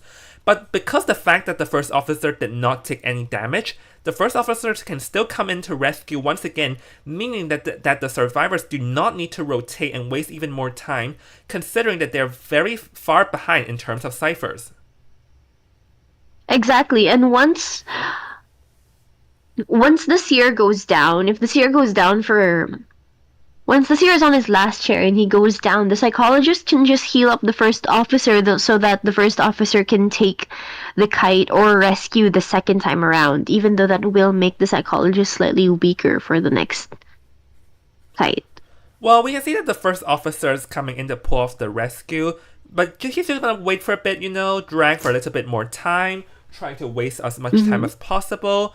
And so this is just going to be the long game here, as Yidra wants to get the farm, but I think he ended up hitting the chair once again though. But he is able to get the hit this time, as the Seer gonna pull off. But this is a max presence shadow. There's no way for the survivors to really survive this one out because there's a 40 corruption TP. Yeah, honestly, and there goes the Seer. Even though the psychologist can heal the first officer from here, because the Yidra knows exactly which cipher the psychologist is working on, she can just choose to target her instead.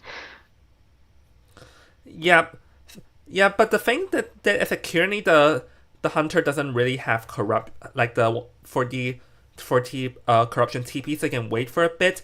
But I think this is now slowly falling into the hunter's game because the hunter can slowly feel control. And as you mentioned, the psychologist is in danger because she has nothing to kite with.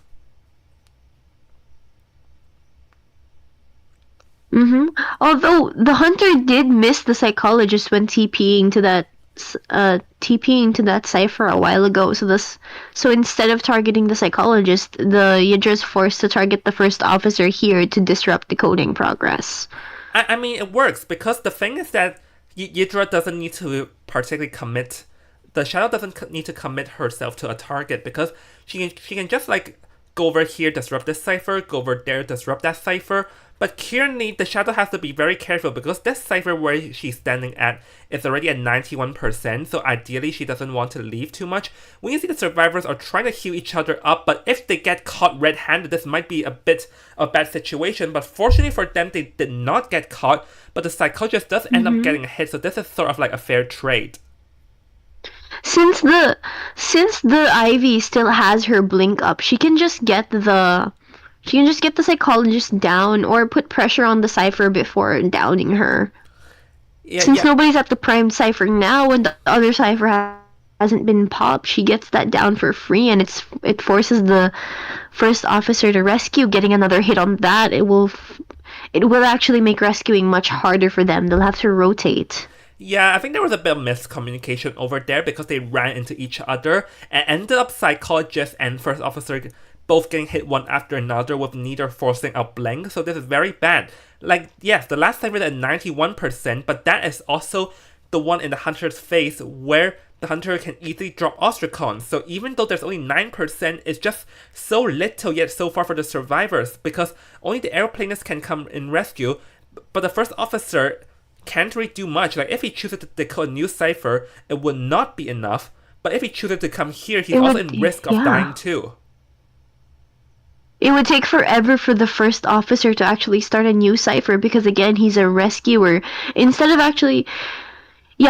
of camping that cipher, he opts to down first officer, but I don't think that's the best choice because Yeah, I think actually never mind, she does have that Ostracon there, which lets her camp the cipher. Since it's at 91 and not 95 or 98, it doesn't give them enough time to prime.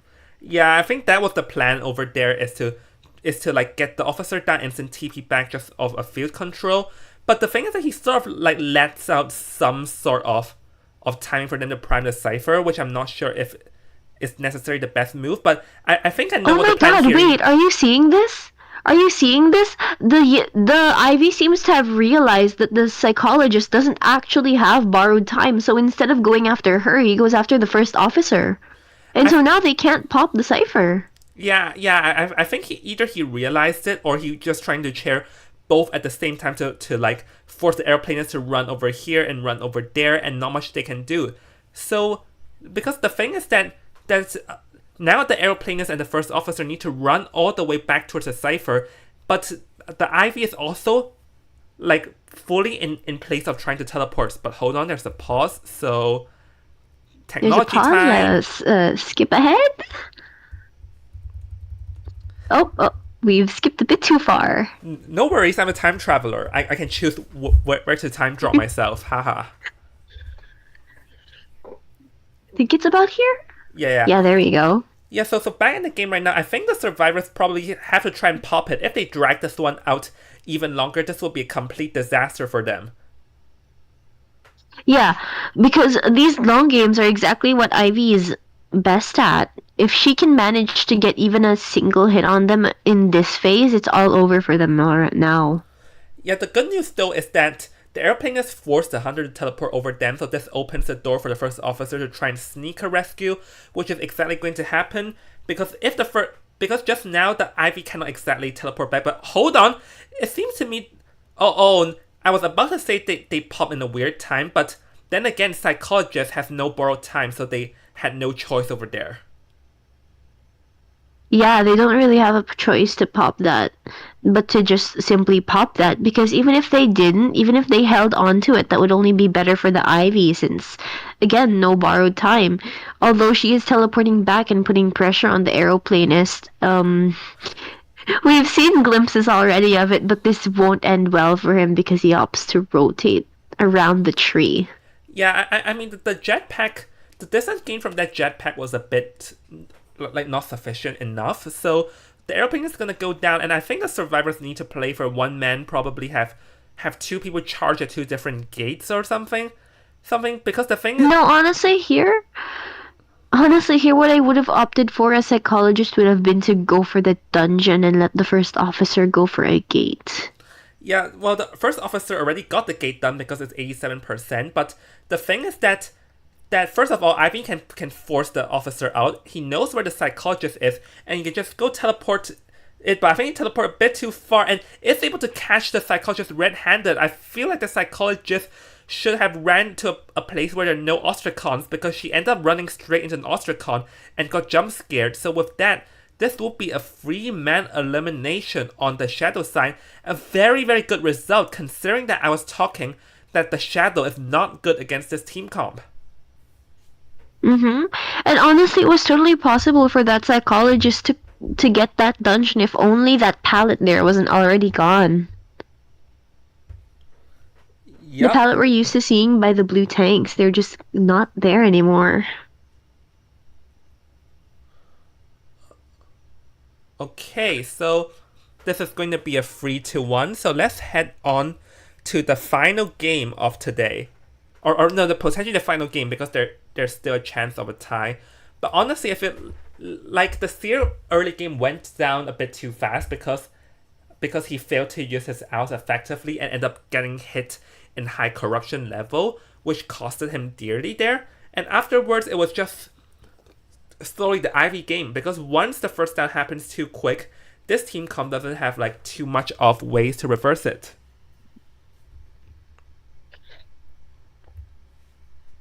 Yeah, and so now we need to see these survivors. Now we need to see TSF's Hunter. Was it TSF's Hunter? Yeah, it was TSF's Hunter. We need to see them get TSF a Thunder. 3 kill in order to actually proceed with this. Okay, I may need to decrease your volume a bit next time, but oh my goodness, what on earth is this? What? What? What? Well, considering the fact that GAO only needs like a tie. Well, yeah. Yeah, you only need a tie, but isn't this team comp a bit too fragile?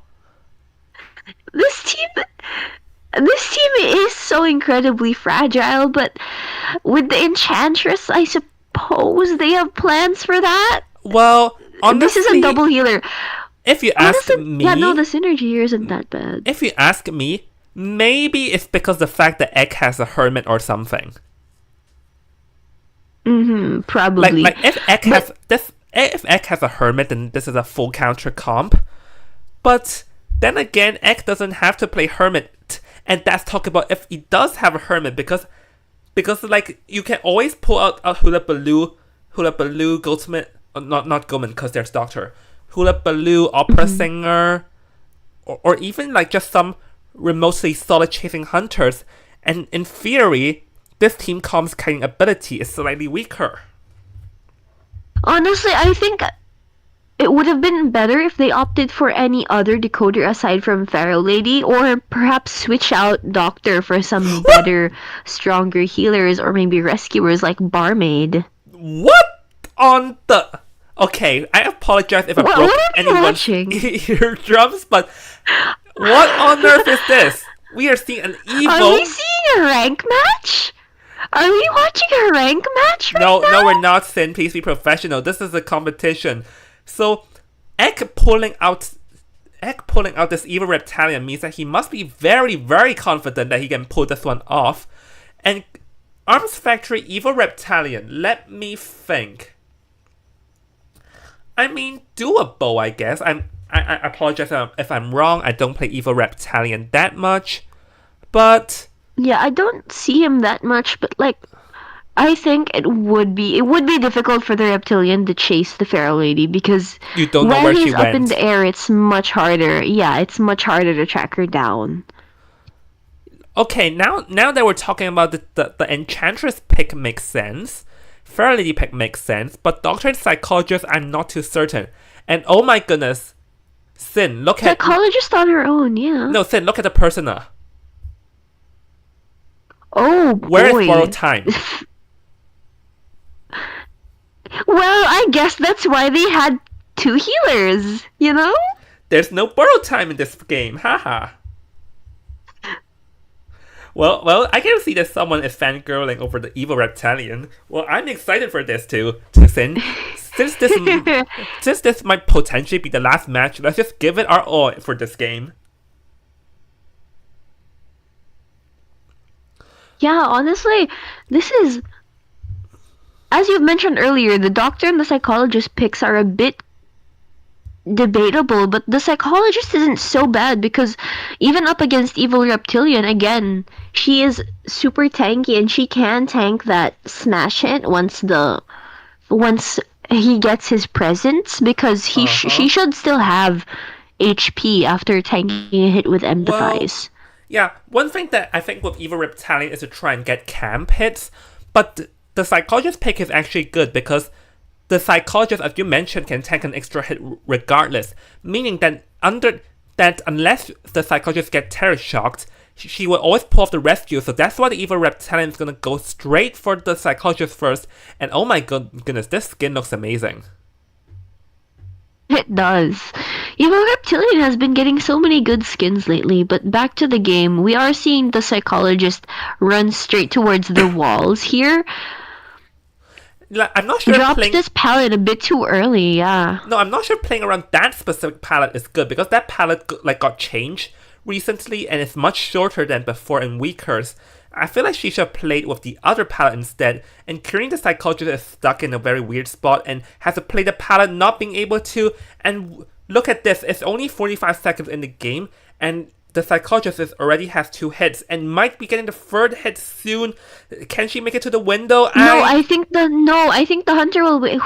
Unfortunately, he does not opt to wait out her empathy, so she will have that for when she gets rescued, but I think it'd be better for them to deny presence and opt for a late rescue now, especially considering how fragile their team is. Yeah, that's why I'm a bit questioning this team comp before the start, because it's a bit too fragile, but we'll see though. Taylor Swift's doctor is already in the vicinity. I think the doctor will be probably trying to pull off the rescue, considering she has time to potentially negate the fall damage over there, and once it pulls off, the psychologist has empathy to use. So let's see. She has to use the fly effect perfectly. So let's see. Is able to negate the hit and able to avoid getting terror shock. So that's a very good rescue pulled off by Taylor Swift, allowing the psychologist to get back into a health where she needs 2 hits to go down. And so now the psychologist is gonna head straight towards the factory, and the factory is where the evil reptilian cannot really properly jump, but is able to prevent the psychologist from making towards that pallet. Some very good jumps from the evil reptilian, completely devoiding the psychologist of her plan. Honestly, true, yeah. I did not realize that evil reptilian could jump straight towards that pallet from there, but the other option that psychologist could have gone for was going for that window, especially since windows are a bigger counter to evil reptilian than pallets are. So let's see what's the plan here on the survivors first. So the doctor already got herself back up. Would they choose to rescue or would they choose to sell? I think they're opting for a sell as they don't want to risk anyone going down. But I feel like they could have considered asking the Pharaoh Lady in for a Titan rescue, but they're opting to sell, considering that they only need the tie to win a game and they do not want to get 4-man too. So currently, if you ask me, it's anybody's game right now, but ECK over here is actually marching towards the wrong direction and gave the survivors some breathing room over there. Yeah, wasting so much energy on getting to a cipher that doesn't have anyone there is a bit of an oversight, but considering how much cipher progress they have remaining, there's still a lot of work to be done on the survivors, and here we're gonna see that is the Taylor Swift's doctor here taking the kite in such a bad corner. She's gonna try to dash to Shaq, but the reptilian has enough jumps to get out once he's here. Yeah, and the other thing is that basement is there, so Taylor Swift has to be very careful. It's able to avoid the fall damage, it's able to avoid this hit, it's able to avoid a beautiful flywheel timing for flywheel over that window, yeah. That was a very good move from Taylor Swift. If she gone down the basement, that would have been a complete disaster. And yes, she is gonna go down here still, but she definitely dragged out a bit of time. But I'm not sure if it's still enough though, because are still like half a cipher down. So let's see how would the survivors play this half a cipher that's remaining. No, but considering they have Pharaoh Lady on their team, this isn't actually that bad. She can steal that cipher progress now, so it'll be easier for them to get that. Yeah, but the other downside of this team comp is, remember, there is no borrowed time in this team comp. This may very well come back to haunt them too if they do not play the pop correctly. And now he's not even gonna camp and gonna go straight towards the Pharaoh Lady as well. Or rather, Enchantress.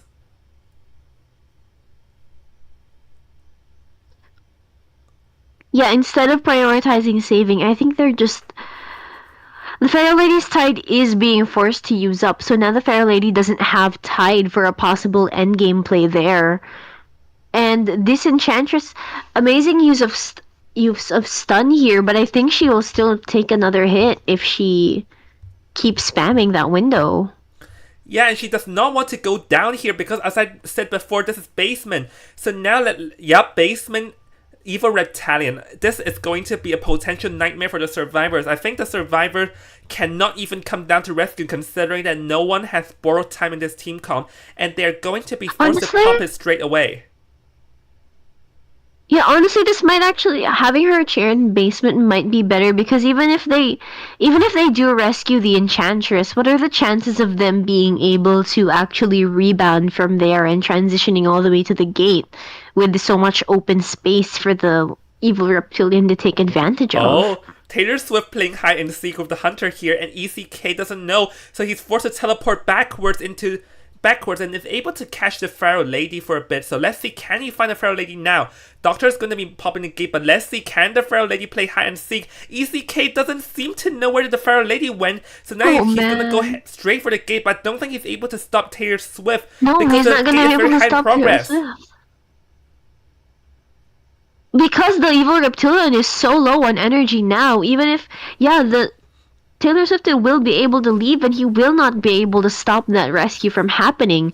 Even if one of them goes down, the dungeon is right there to their right, as you can see. I don't think that they even need to bother with the dungeon. Just have one person rush the other gate and the other rush the front gate, then this would work. So let's see, the Enchantress... Yeah, the Enchantress is dead on chair, so the Enchantress needs to catch has this for a two bit. stuns, yeah. But she needs to catch this for a bit, and considering the Hunter he swapped to teleport and low on energy, I don't think they can raid down the Enchantress in time here. So yes, Enchantress goes down, but she already brought enough time for the Pharaoh Lady to make it towards the gate. Yes, and that will secure this game for Team Gao. I'm going to be saying this.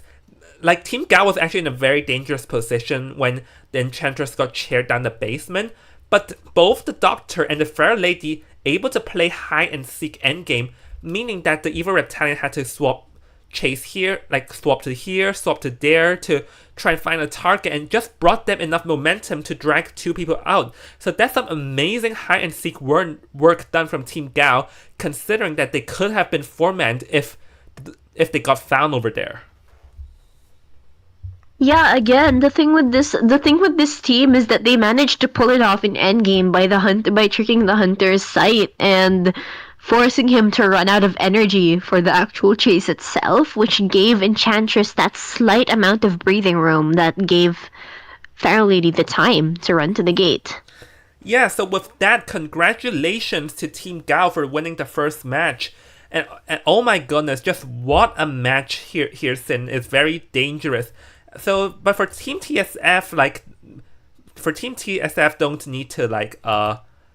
don't need to worry, because as we made it clear, this is only the first match. So here, let's go to speed up.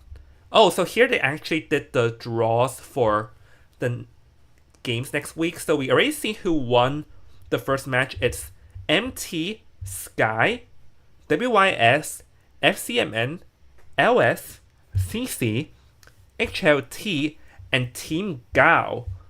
So I think NTT sent me the images for...